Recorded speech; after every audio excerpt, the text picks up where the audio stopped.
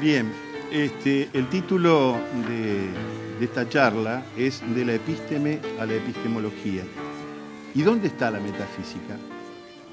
¿Qué ha pasado con la metafísica? La metafísica es un fantasma que nos viene rondando desde lejos, pero antes de entrar directamente en el tema, quisiera empezar por acá.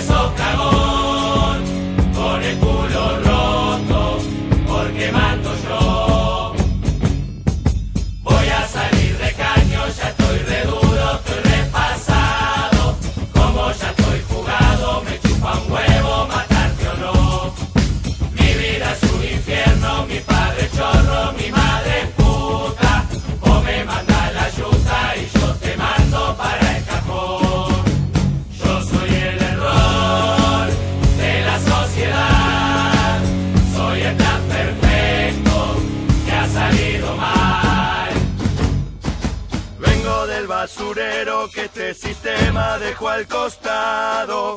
Las leyes del mercado me convirtieron en funcional. Soy un montón de mierda brotando de las alcantarillas. Soy una pesadilla de la que no vas a despertar. Vos me despreciás, vos me buchoneás, pero fisurado me necesitas. Soy parte de un negocio que nadie puso y que todos usan. En la ruleta rusa yo soy la bala que te tocó. Cargo con un linaje acumulativo de misiadura y un alma que supura veneno de otra generación. Yo no sé quién soy, yo no sé quién sos. El tren del rebaño se descarriló. La sirena, la policía me está encerrando. Uno me está tirando medio en la gamba, le di a un botón. Pasa mi vida entera como un tornado escupiendo sangre. Manga de hijos de puta me dieron justo en el corazón.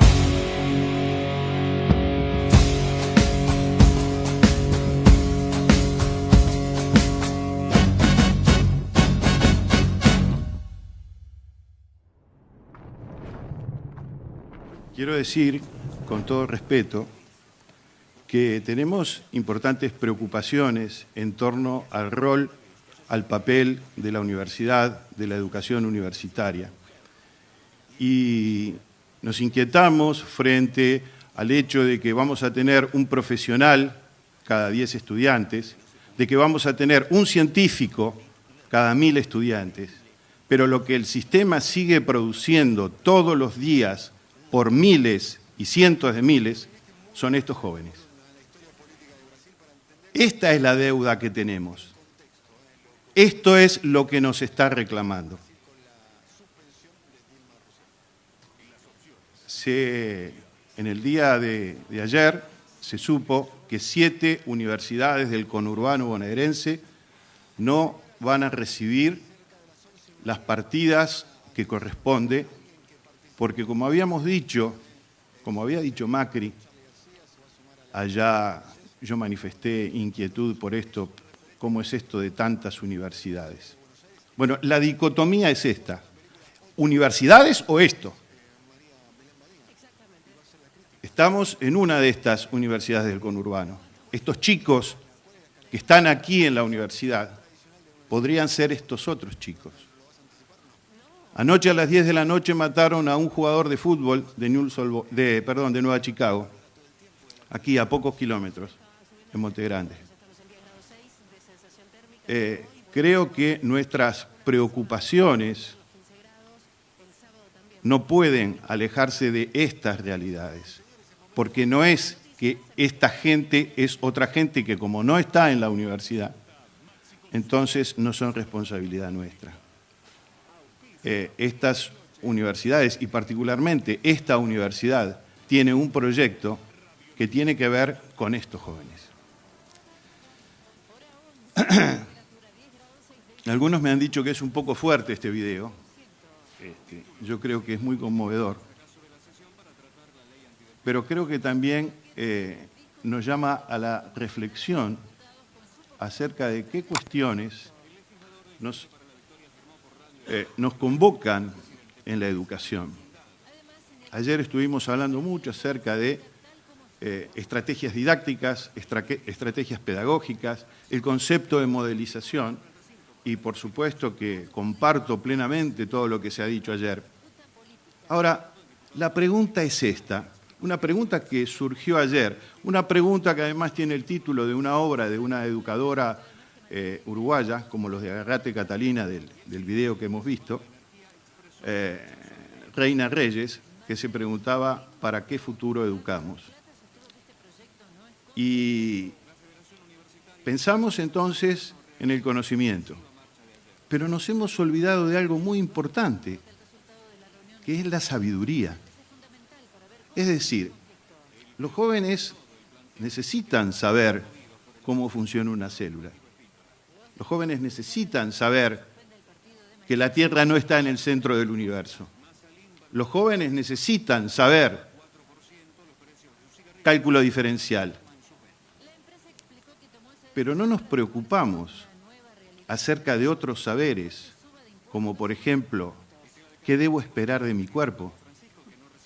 Por ejemplo, ¿qué es esta sensación que tengo? Por ejemplo, ¿por qué quiero matar a alguien? Por ejemplo, ¿esto que siento es amor? ¿Qué es amar? ¿Cómo saber estas cosas que no figuran en ningún programa, en ninguna agenda, que no son de interés del aprendizaje? Quiero bajar un poco la cosa leyéndoles un cuentito. Me interesó este cuento porque es el cuento, se llama El conejo y sus amigos, Rito, Fito, Tito y Carla. El conejo Rito fue a buscar a sus amigos para ir a jugar y los buscó por todos lados. Y después cayeron bolitas de nieve y el conejo tuvo frío y se fue a la casa. La mamá le hizo una torta que le gustaba muchísimo a él y una leche. Después se fue a la cama seguro y calentito. Al otro día, a la mañana, se levantó y vio un hermoso arco iris de todos colores. Después tomó la leche y salió a buscar a sus amigos que no había encontrado ayer. Fue a la casa de la abuela de ellos y los encontró ahí desayunando. Terminaron la leche y se fueron a la casa del conejo Rito. Parece que se me... Rito le dijo a la mamá si podrían ir al parque. La mamá le dijo que... La mamá le dijo, es difícil esto, que sí, pero que más tarde. Después de un ratito, Rito, lo llamó la mamá, vamos al parque.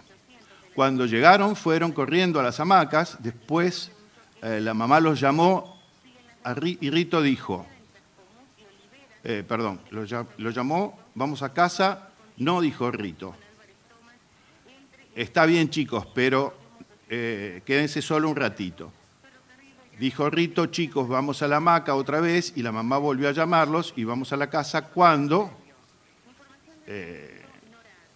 llegaron, tomaron la leche. Y así fue como se divirtieron Rito y sus amigos. Este cuento, aquí está la autora, esta niña lo escribió a los 4 años, porque solita había aprendido a escribir a los 3, a leer y a escribir. Y me pareció que era interesante el hecho de una escritura tan temprana. Es decir, ¿qué puede pasar por la cabeza de una criatura que apenas ha podido juntar las letras, hizo los dibujos y le puso estos textos? Yo creo que hay algunas cosas que deben estar claras. La leche no debe faltar. Y lo importante es estar seguros y calentitos. Esta niña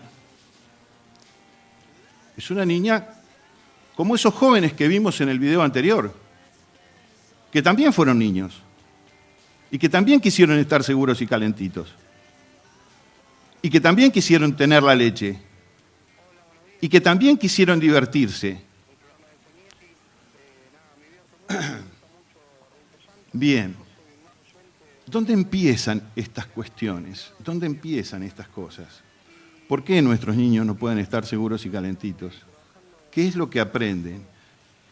¿De dónde sale esa violencia que creo que está muy bien expresada en ese tema de Agárrate Catalina, porque el tema se llama violencia?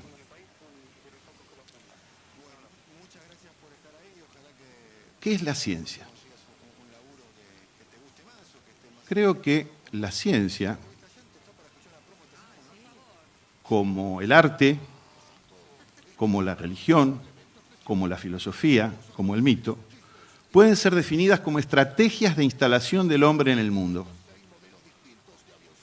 ¿Para qué requerimos estas estrategias? Porque frente a nuestra fragilidad, frente a la violencia y a la muerte, pensamos en modos de protegernos. El mito fue una estrategia que nos acompañó durante algunos cientos de miles de años. Debe haber sido una buena estrategia en la medida en que tuvo la capacidad de preservarnos como especie. Y la religión también es una estrategia de instalación en el mundo, porque frente a la fragilidad y frente a la certeza de la muerte, la religión significa de algún modo la existencia. Del mismo modo el arte. Y hemos aprendido que podemos aceptar la idea de la muerte y que podemos aceptar el sufrimiento. Lo que no podemos aceptar es el sinsentido. Y precisamente todas estas estrategias tienen en su eje la producción de algún tipo de sentido. Saber quién soy yo, saber quién sos vos. ¿Qué es lo que dicen los chicos? Yo no sé quién soy, yo no sé quién sos. ¿Y qué tiene la ciencia para ofrecernos en este sentido?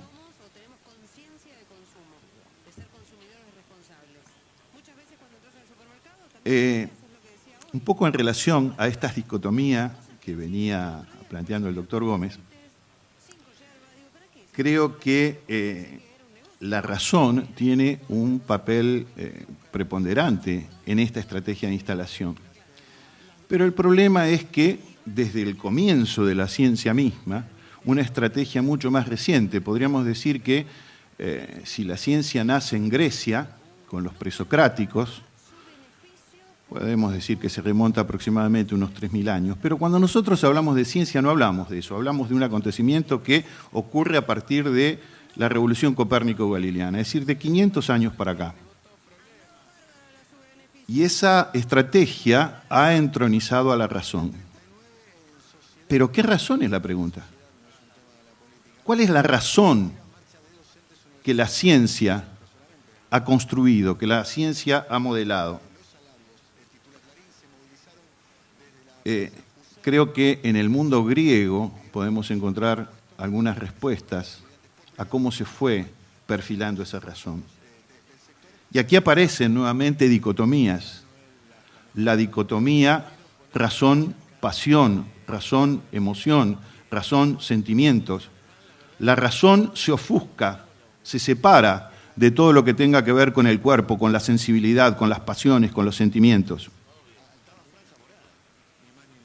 Pero la razón en sí misma no existe.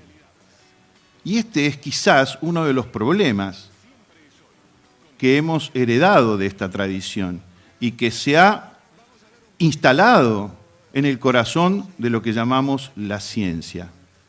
Los juicios de la ciencia deben ser objetivos, universales, necesarios, neutros, avalorativos. De ese modo la ciencia no se equivoca.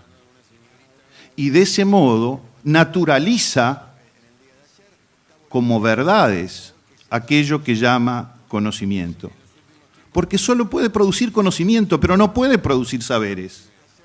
Para que haya saberes, hace falta otra cosa. Hace falta que la razón se comprenda a sí misma en una integración absoluta con la pasión, con la emoción, con los sentimientos. Es decir, con esa unidad y esa totalidad que nos conforma. Hemos querido, de algún modo, con estas estrategias, podríamos decir, negar la muerte, postergar la muerte, aliviar el dolor, aliviar los padecimientos. En el horizonte de la ciencia está prolongar la vida. En el horizonte de la ciencia está terminar con el sufrimiento. También estaban en el horizonte del mito, de la religión. En este sentido, ciencia y mito tienen las mismas raíces. ¿Por qué? Porque en definitiva van detrás de lo mismo. Y esto hay, digamos, pensemos por ejemplo en Newton, que le dedicó a la física 1/4 de su vida y los otros 3/4 se lo dedicó a la alquimia. Es decir, a eso que se llama pensamiento mágico. Hay entonces un cruce entre filosofía y ciencia. Y aquella epísteme del mundo griego, aquella asignada, principalmente yo podría poner simplemente 4 figuras paradigmáticas: Sócrates, Platón, Aristóteles y Epicuro. Y marcar claramente la diferencia entre la filosofía socrático-platónico-aristotélica por un lado y el epicureísmo por el otro. Bueno, no viene al caso hablar, dar cuenta de algo sabido que es, digamos, la concepción idealista de la filosofía platónico-aristotélica y el materialismo de Epicuro. Pero en algo coincidían todos ellos, y es que la ciencia, la epísteme, no podía ser separada de la ontología, de la pregunta por el ser, de la ética, de la política. Es decir, todo esto conformaba una unidad. Y también la metafísica, porque la metafísica tiene que ver por la pregunta por el sentido último. Por esas preguntas que, como dijera Kant, la razón no puede eludir. No puede responder con ciertos parámetros como los que se planteaban para las ciencias, ese tipo de conocimiento objetivo que la ciencia planteaba, pero como problemas eran irrenunciables.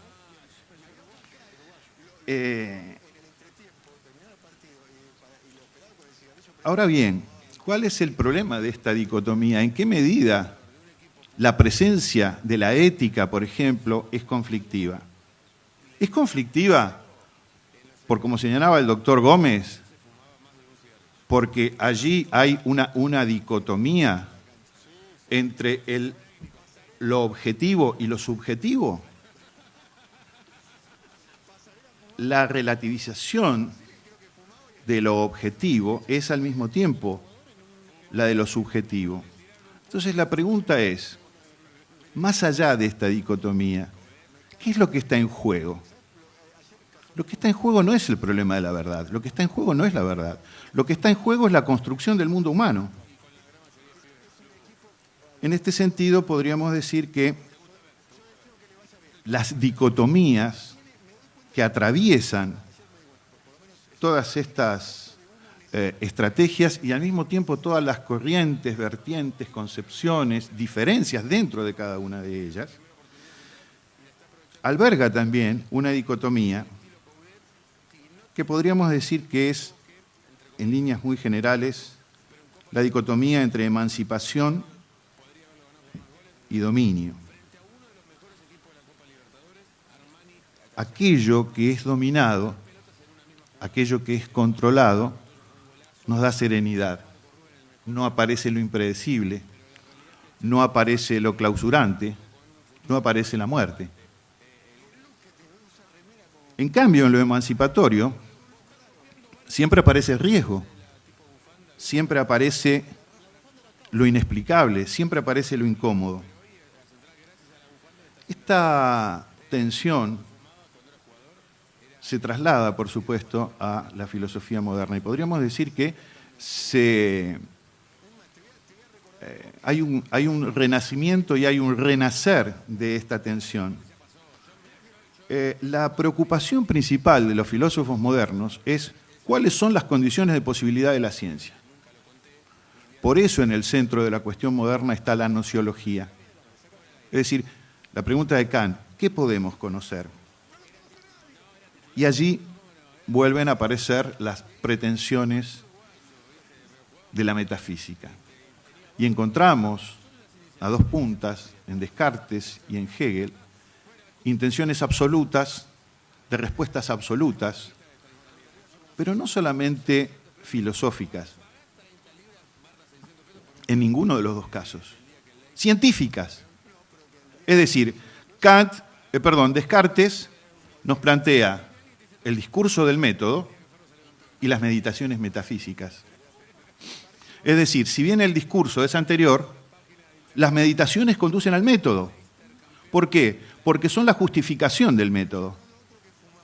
El conocimiento se construye para ese absoluto. Ni que decir en Hegel, ya que es el mismo espíritu absoluto el que construye el conocimiento absoluto. Y allí, por supuesto, no voy a abundar en esto, la preocupación de Kant acerca de si la metafísica puede ser o no puede ser una ciencia. Pero la metafísica, y en esto quisiera seguir a partir de las enseñanzas de Riccardo Magliandi, algunas consideraciones de Hartmann, puede plantearse de distintos modos.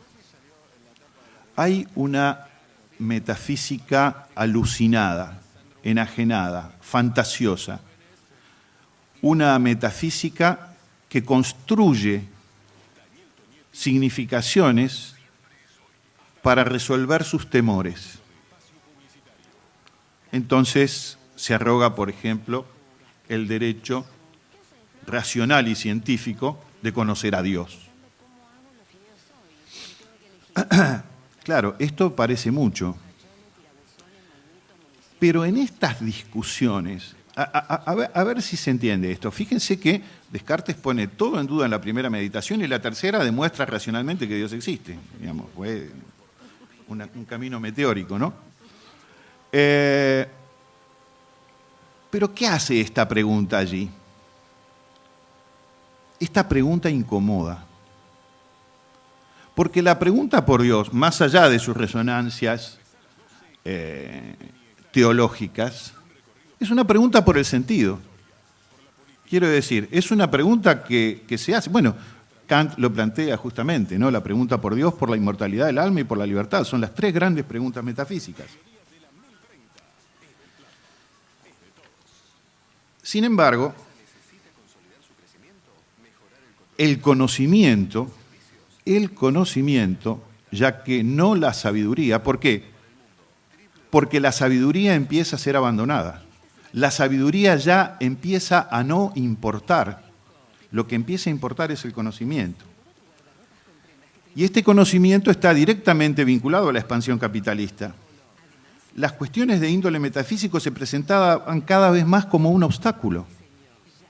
Es decir, yo tengo que resolver problemas, no que preguntarme si Dios existe, si Dios no existe, porque esto no lo puedo resolver. Entonces, no debe inmiscuirse, debe quedar afuera. La metafísica es el opio de los pueblos. Y lo digo irónicamente en este sentido, porque encontramos coincidencias en ese pensamiento crítico que ha sido el marxismo del sistema capitalista, que al mismo tiempo, junto con las mejores tradiciones ideológicas que se desarrollaron en el seno del capitalismo, fueron críticos a la metafísica. Es decir, las problemáticas metafísicas finalmente se iban a diluir en las cristalinas aguas del conocimiento científico. Y la metafísica será una rémora del pasado que finalmente olvidaremos como una etapa superada de la humanidad. Ahora bien, en nuestros... ¿Estoy con tiempo todavía? Sí. En nuestros ámbitos, claustros académicos, estas temáticas han sido siempre temáticas propias de la filosofía. Y la filosofía cada vez más fue ocupando lugares cada vez más invisibles, cada vez fue, digamos, pasado a las habitaciones húmedas de los trasfondos de las universidades. Como algo que, digo, tener una facultad de filosofía, tener cursos de filosofía, no se puede no tener, no da, no queda bien, digo, uno no puede ser tan bruto de no tener cursos de filosofía. Pero son decorativos, ¿no es cierto? Digamos, son como festones que adornan las verdaderas prácticas que serían las prácticas científicas. Era necesario relegar al campo religioso o al de una moral privada estas cuestiones incómodas de la metafísica y quitarles toda incumbencia en la producción de conocimiento científico, para allanar el camino a prácticas que, al concebirse como valorativamente neutras, no encontraban impedimentos para avanzar sobre la cosificación, enajenación y mercantilización de todas las cosas, incluida la ciencia. Ya desde sus orígenes, la ciencia experimental moderna se encontraba demandada por las urgencias de una burguesía cuya principal preocupación era aumentar la ganancia. Si a esto le sumamos que por distintos medios la ciencia era financiada por aquellos que exigían la retribución de la producción de ciertos y determinados tipos de conocimiento, entonces el sesgo que orienta esta estrategia queda claramente expuesto. Como nos enseñara Oscar Barsaski, la ciencia no produce todo tipo de conocimiento. La ciencia produce solo el tipo de conocimiento que el sistema le impulsa a producir. Y aquí se produce un quiebre, una ruptura. Max Weber habla de la ruptura de las tres esferas, de la moralidad, el arte y la ciencia. Al respecto, a ver si lo tengo por acá, quiero citar una cita de Habermas, que dice: desde el siglo XVIII, los problemas heredados de estas viejas visiones del mundo pudieron organizarse según aspectos específicos de validez, verdad, derecho normativo, autenticidad y belleza. Pudieron entonces ser tratados como problemas de conocimiento, de justicia y moral o de gusto. A su vez, pudieron institucionalizarse el discurso científico, las teorías morales, la jurisprudencia y la producción y crítica de arte. Quiero decir, compañeros, cuando nosotros pensamos críticamente en nuestras prácticas, tenemos que pensar qué intereses están detrás de esas prácticas. Porque muchas veces, con espíritu crítico, somos funcionales a la consolidación de formas y de prácticas que son reproductivas de aquello que supuestamente criticamos. La separación, la dicotomización del arte con la ciencia, los terrenos de la sensibilidad y los terrenos de la razón, los terrenos de la argumentación y los terrenos de la pasión, no dejan ver cuán profundamente racionales pueden ser esas emociones y esas pasiones que atraviesan a los artistas. Y al mismo tiempo, cuán apasionados, en todo el sentido de la palabra, bien intencionadamente apasionado y perversamente apasionada, puede ser esa razón que, como pintara Velázquez, engendra monstruos. Pero bueno, no nos damos demasiado cuenta. Una cuestión que quiero aprovechar para señalar antes de que se me termine el tiempo. No deja de ser un dato curioso el hecho de que el término epistemología fuera utilizado por primera vez por el filósofo escocés James Frederick Ferrier. La pregunta es, ¿por qué hablamos de epistemología? ¿Por qué no seguimos hablando de filosofía de la ciencia? Porque en filosofía de la ciencia, la palabra filosofía todavía remite a la ética, a la metafísica, es decir, a temas incordiosos que pueden venir a entorpecer nuestro lúcido discurso objetivo y universal. Entonces, hay que desembarazarse. La epistemología está vacunada contra la metafísica, o por lo menos esta es la intención de muchos epistemólogos. Pero decía que no deja de ser un dato curioso el hecho de que Ferrier, quien fue su creador, fue el creador de la palabra epistemología, que en el seno del dominio positivista propusiera una filosofía idealista con inspiración en Spinoza y en Berkeley, pero también muy influido por el idealismo alemán en general y por Hegel en particular. En su principal obra, que lleva el sugerente título de Institute of Metaphysics, Ferrier desarrolla una filosofía profundamente especulativa que divide en epistemología o teoría del saber, agnosiología o teoría del no saber y ontología o teoría del saber. Quien creó el término epistemología era, paradójicamente, un profundo metafísico. Pero bueno, como se dice, son las contradicciones del sistema, ¿no? ¿Qué hay con respecto a la condición de epistemólogo? Vienen llegando, los jóvenes vienen marchando, bueno, bienvenidos. Yo diría que hay una epistemología de epistemólogos, todos estos señores que hablan de la ciencia. Pero después hay una metaepistemología. Cuando hablamos de que Popper aquello y Kuhn lo otro, no estamos hablando de la ciencia, como hablan los epistemólogos. Estamos hablando de cómo los epistemólogos hablan de la ciencia. Estamos en otro nivel. Ahora, cuando un científico se pregunta, ¿esto que vengo haciendo en mis prácticas de investigación, no tendré que pensarlo de otro modo? Cuando está reflexionando críticamente sobre su propia disciplina, también está haciendo epistemología. Y esta es una epistemología que no siempre es tenida en cuenta, y es justamente la actitud epistemológica que promueve la innovación, el cambio, la revolución en las ciencias, porque si no sería más de lo mismo. Voy a tratar de, porque me va quedando menos tiempo.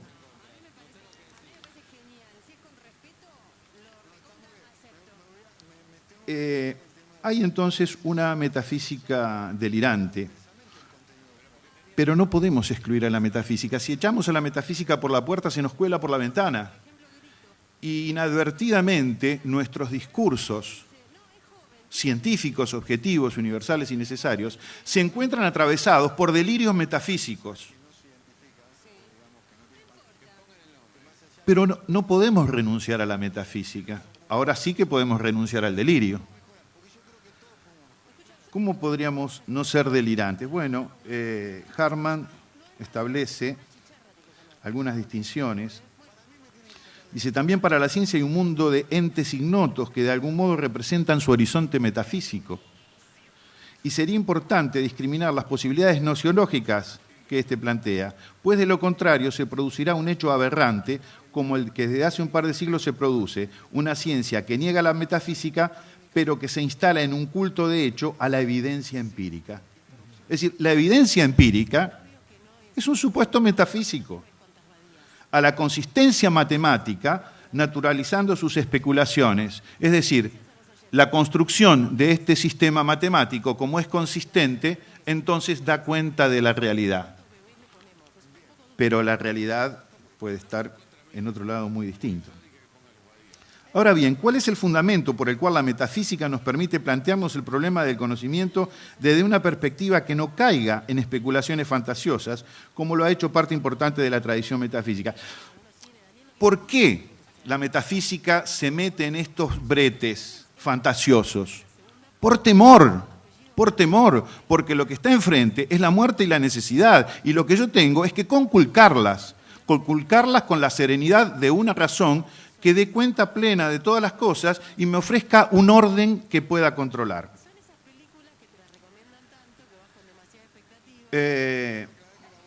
Habla Harman de una reflexión sobria y dice, ahora bien, ¿cuál es el fundamento por el cual la metafísica nos permitiría plantearnos el problema del conocimiento desde una perspectiva que no caiga en estas especulaciones, como lo ha hecho parte importante de la tradición metafísica, y que permitiría reflexionar sobriamente sobre aquellas cuestiones que, como señalara Kant, la razón humana no puede apartar de sí, y que rescate también las dimensiones éticas, políticas, lógicas e incluso estéticas que hacen a la filosofía una concepción holística en el seno de la ciencia.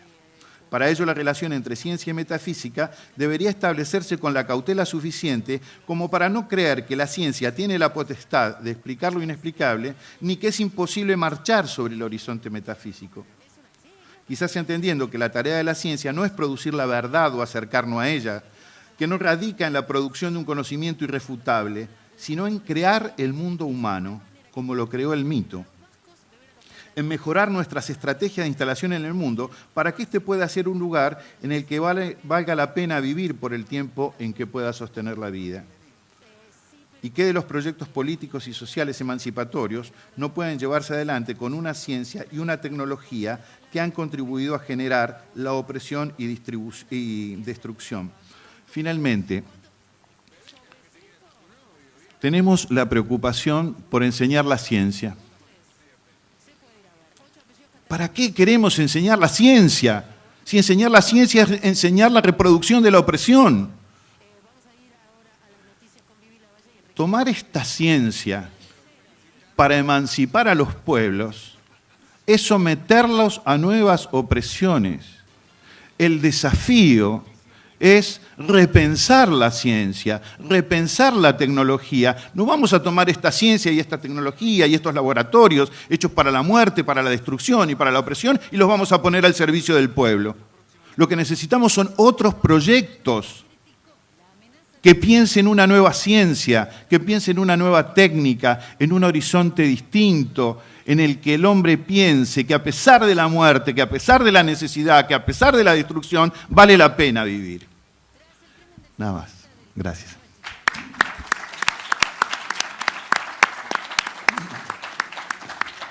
Bueno, muchas gracias, Andrés. No sé si se escucha. No sé. Parece que no. ¿Ahí? Hola, hola. Ahí sí. Muchas gracias, Andrés. Vamos a dar lugar a algunas preguntas. No sé si hay un micrófono extra, si no pasamos... Ah, ahí hay un micrófono. Ahora tengo tecnopalabra, así que gracias al técnico, muchas gracias. Bien, entonces, diríamos, usted ha citado a Helen Longino en un momento dado, y su libro Human Values es un libro extraordinario, ¿no? El de Longino, el suyo también, por supuesto, pero diríamos, Helen Longino a mí me parece demasiado optimista, demasiado dicho muy claramente, ¿no?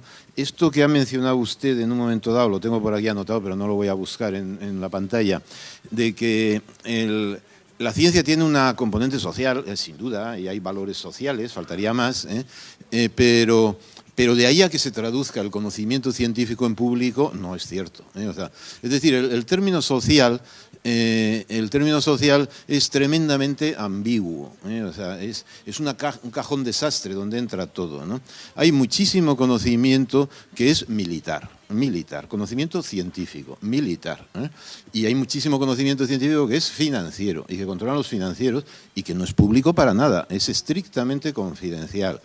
Cualquier empresa biotecnológica, su conocimiento que lo tiene es estrictamente no público, sino privado, privatizado y gestionado y es la base de su negocio, ¿no? Entonces, en ese sentido, a mí me parece que Helen Longino, simpatizando, y es una gran persona maravillosa, la conocimos hace muchos años en Madrid en un simposio sobre ciencia y valores, pues es muy bien intencionada, pero como dice el refrán, el infierno está empedrado de buenas intenciones. O sea, entonces yo creo que cuando se habla de estas cuestiones, las buenas intenciones no bastan, ¿no? Bien, entonces, mi pregunta es, por lo tanto, ¿qué pensaría usted del conocimiento científico gestionado por las instituciones militares y financieras, que no es conocimiento controlado ni por los gobiernos, ni por los expertos en política científica, y que es fundamental hoy en día? O sea, digamos, la inversión todavía sigue siendo mayor en investigación militar, de aplicación militar, investigación científica de aplicación militar, que de aplicación civil. Esta sería mi pregunta, y me imagino que vamos a estar de acuerdo, o sea, pero que querría, por lo tanto, digamos, que usted profundizara en esta cuestión que a mí me parece vital en la ciencia contemporánea. Yo ayer hablaba de las nanotecnologías fueron iniciativa estricta del Pentágono norteamericano, o sea, y ellas presionaron, el Pentágono, presionó al Congreso, a la Cámara de Representantes, para que aprobara la National Initiative for Nanotechnologies, ¿no? Y de ahí surgió el nanobioinfocono del cual yo hablé ayer, ¿no?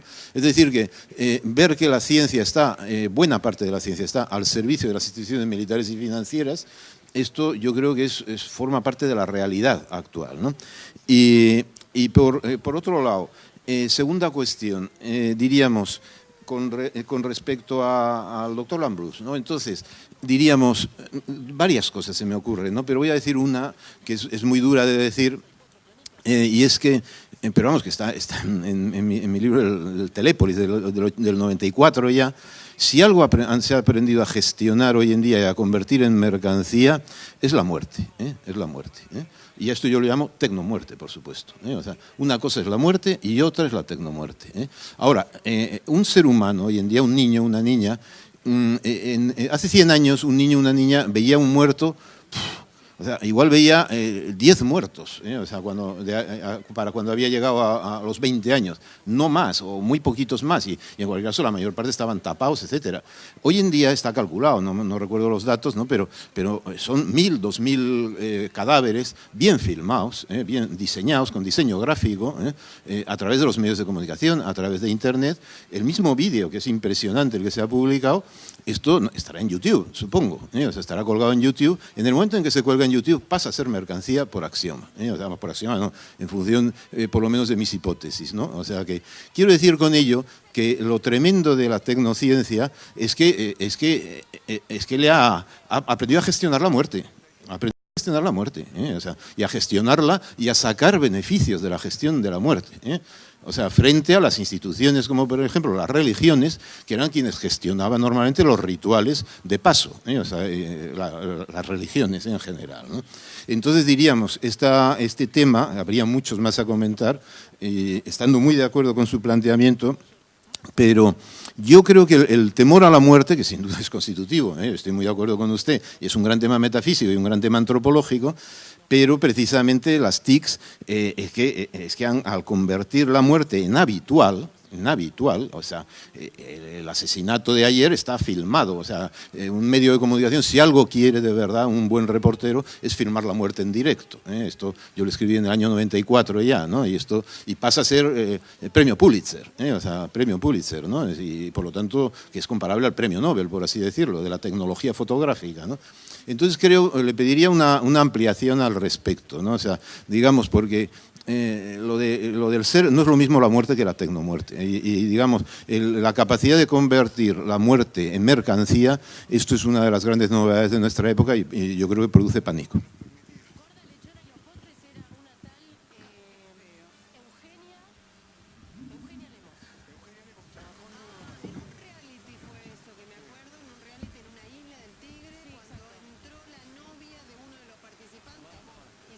Muchas veces y debido a mis limitaciones de todo tipo, no entiendo plenamente las preguntas. Este no es un problema del que pregunta, sino es un problema del que es preguntado. Entonces, cuando usted me nombró a mí y después siguió hablando, me motiva en primer lugar de lo que usted me preguntó, qué es lo relevante o qué es lo que está relacionado con lo que yo dije.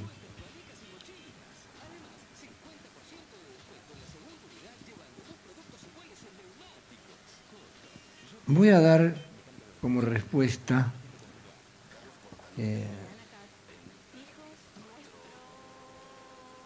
un documento buenísimo que existe por filósofos de la ciencia, quizá el mejor formulado, más claramente formulado en el siglo XX. Me estoy refiriendo al Manifiesto del Círculo de Viena de 1929, escrito por 3 personajes de izquierda.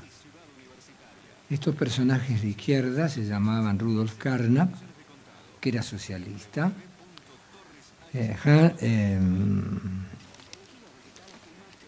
Philipp Frank, que era un socialista moderado, y especialmente Otto Neurath,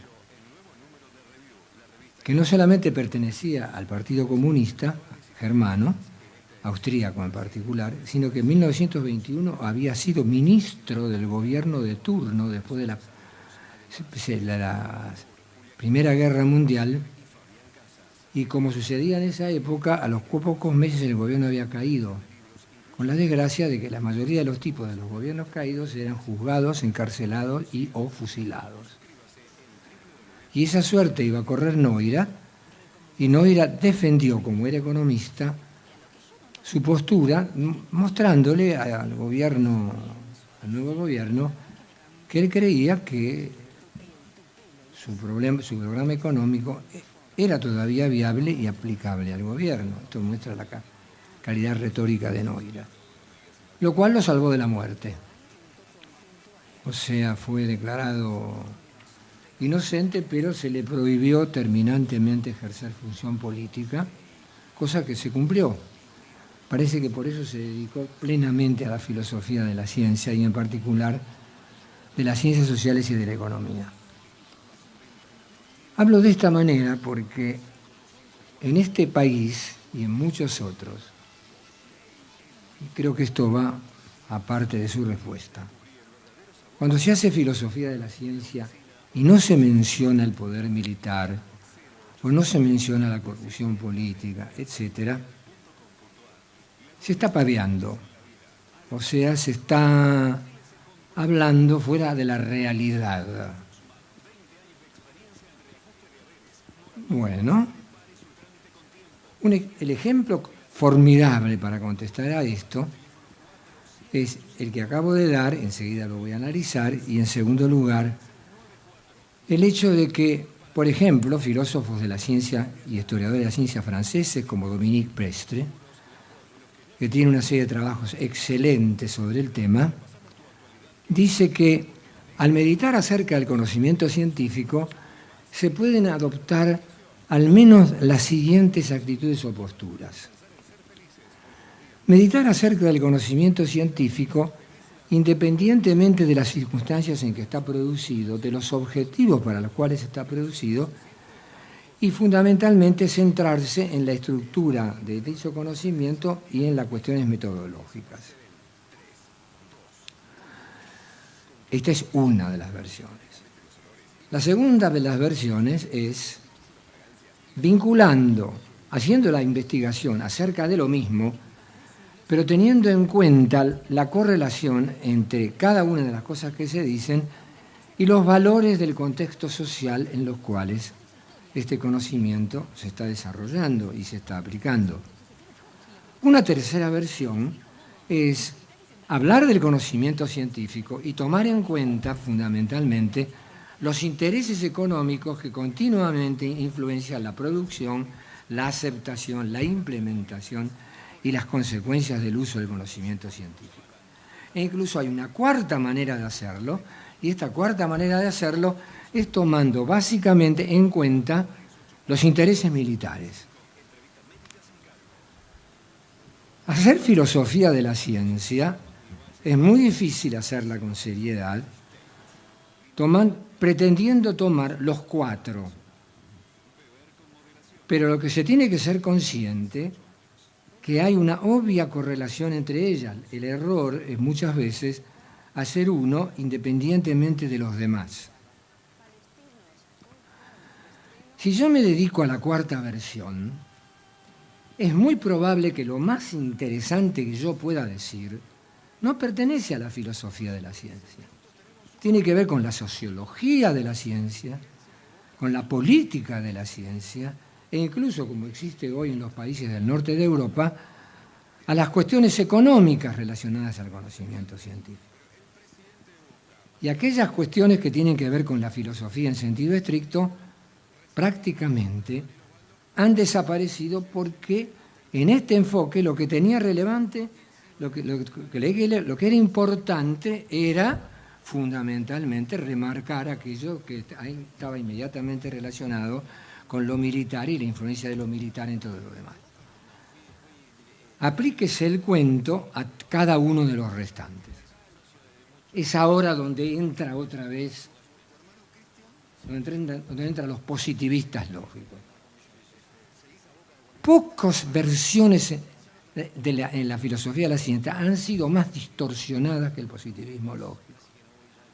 Se lo toma como un movimiento constituido por alienados totalmente independientes de su realidad, que redujeron a la filosofía de la ciencia a la lógica del conocimiento científico. Ahora estoy hablando de lo que acaba de decir, a la lógica del conocimiento científico, y cometieron el pecado mortal desde el punto de vista filosófico de suponer que eso era una gran ventaja, que eso nos iba a permitir mejorar en relación a las razones, a la estructura del conocimiento científico. Pero lo que no se dice, y eso es el corazón del manifiesto del Círculo de Viena, era que todo esto se hacía por una cuestión profundamente política. Y esta cuestión profundamente política era llamar a los científicos del mundo, eso dice el manifiesto, llamar a los científicos del mundo para unirse y cambiar el mundo a través de un cambio profundo en el conocimiento científico. Estoy hablando del manifiesto del Círculo de Viena. Para eso, decían ellos, lo que se necesitaba, una mejor comunicación entre los científicos. Metidas en todo esto hay muchas utopías, como en todo discurso. Y bueno, ¿cómo se podía lograr una mejor comunicación entre científicos? Algunos hablaban en alemán, otros hablaban en inglés, otros escribían en turco, etc. Le toman el pelo en una nota a pie de página al esperanto. No se trataba de crear una lengua artificial que todos tenían que aprender y que entonces todos los papers o libros de ciencia y de filosofía de la ciencia se tenían que escribir en esperanto, una cosa como volver al latín, pero un latín nuevo. Porque esto ya, para el primer cuarto, a final del primer cuarto de siglo, eso está escrito en 1929, el primer cuarto de siglo estaba totalmente perimido, ya se había dado cuenta que no funcionaba. Y entonces se preguntaba, ¿qué es? Tomemos los lenguajes de los científicos. Y en los lenguajes de los científicos, ¿cómo los científicos comunican lo que ellos hacen, el resultado de lo que hacen? A través de sus teorías científicas. Entonces, busquemos si no hay algo que todas las teorías científicas escritas en griego, en latín, en turco, etcétera, tienen en común, independientemente del contenido de lo que dicen. Y entonces concluyeron de que lo que tienen en común, uno puede discutir hasta el hartazgo de que esto no es así, pero era una creencia de ellos. De lo que tienen en común es la estructura lógica. Y entonces, que si nosotros elucubramos acerca de esa estructura lógica, estamos hablando de una investigación que lleva casi más de 50 años llevándose a cabo, con los cambios correspondientes, no vamos a resolver el problema que es la ciencia. Vamos a empezar a resolver un problema práctico que les interesaba políticamente mucho más. A ver si de una vez por todas logramos construir, escuchen la palabra, una lógica unificada. Y esta lógica unificada tenía que ser la base de unificación estructural del lenguaje en que nosotros nos vamos a comunicar, del lenguaje con el cual nos vamos a comunicar. Así, lo que yo quería terminar de decir,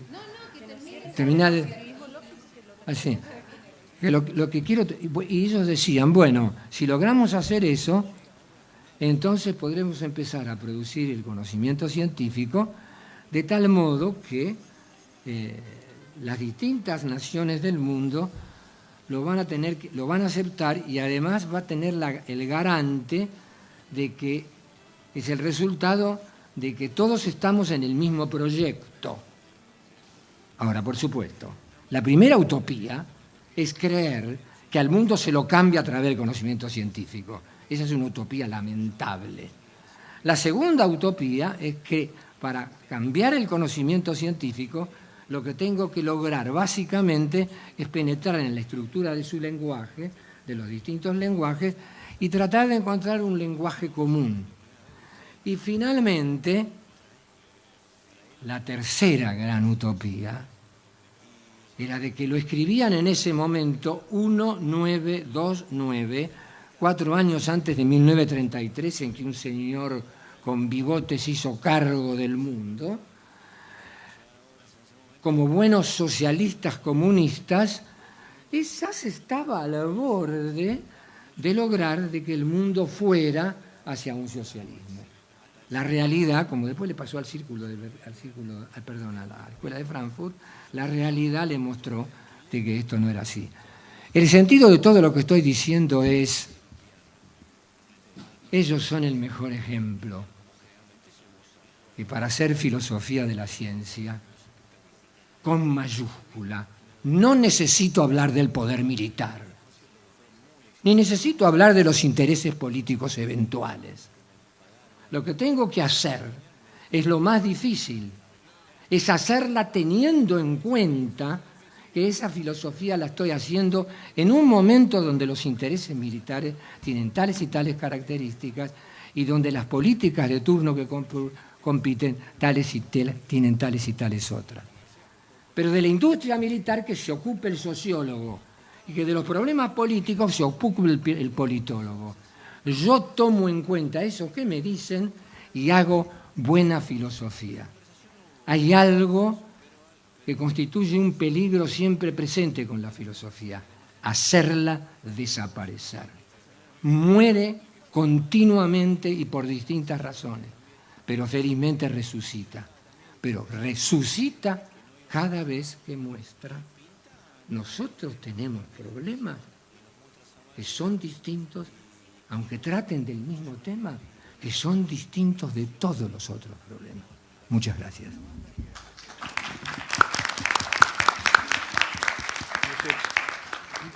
Trataré de ser muy breve.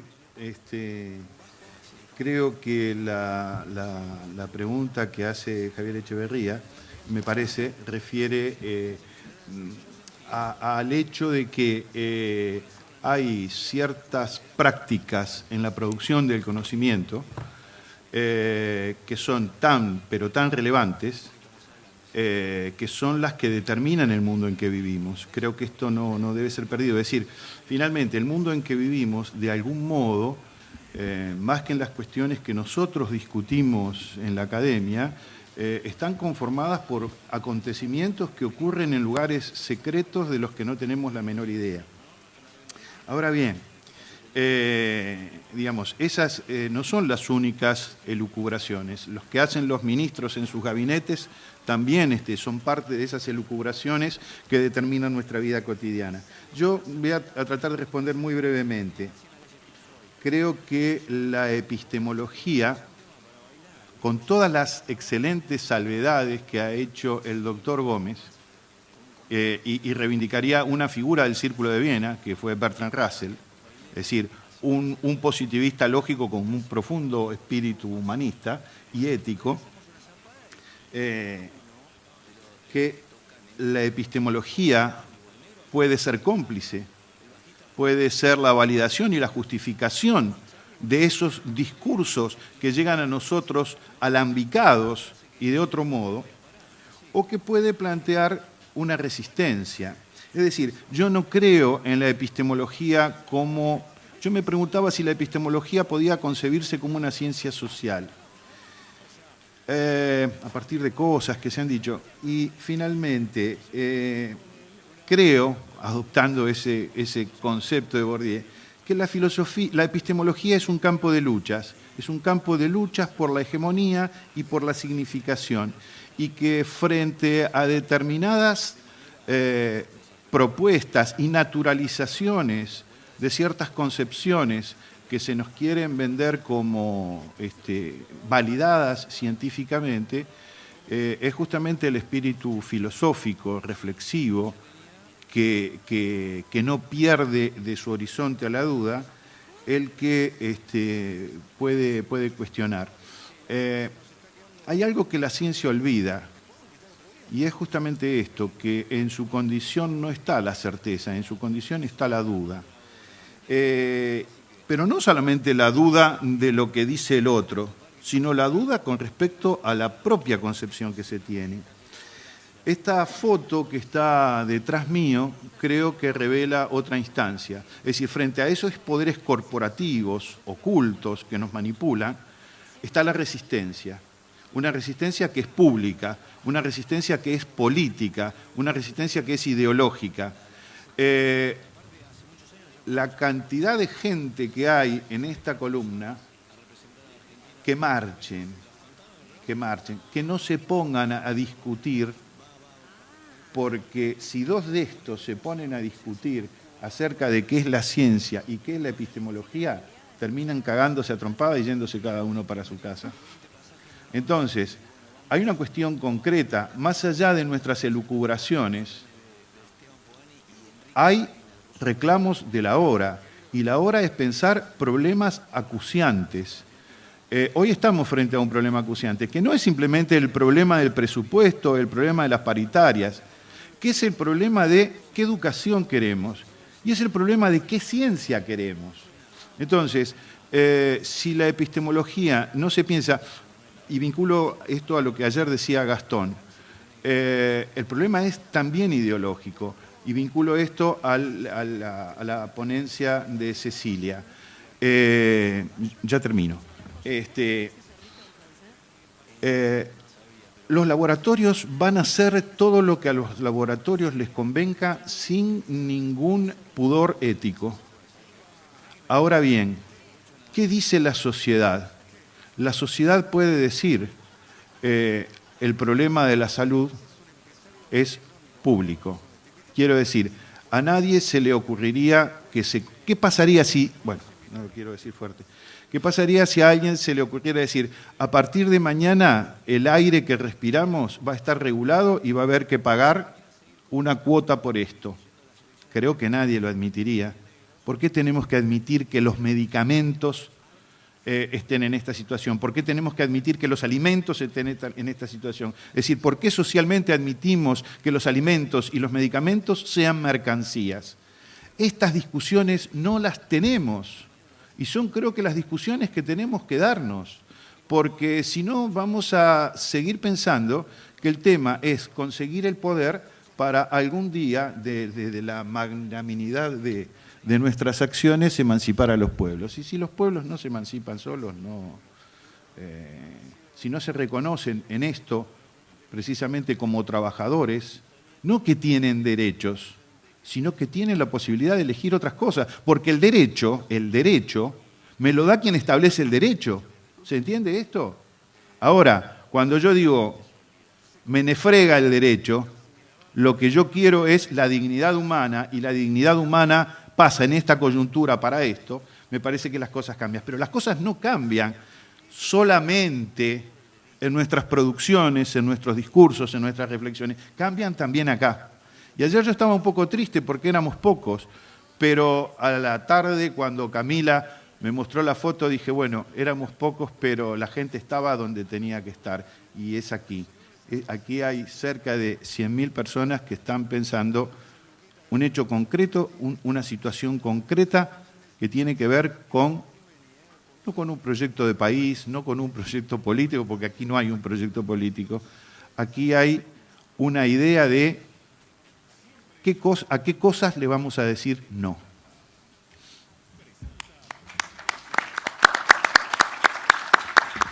Bueno, no hay más tiempo para preguntas, pero vamos a agradecer, a Andrés, vamos a agradecerle también por traer este asunto, esta situación de las universidades en el día de ayer, pero también en el día de ayer hubo una suspensión a la presidenta Dilma Rousseff de Brasil, y también el doctor Gómez nos ha dado material para pensar con estas 10 tesis de Friedman.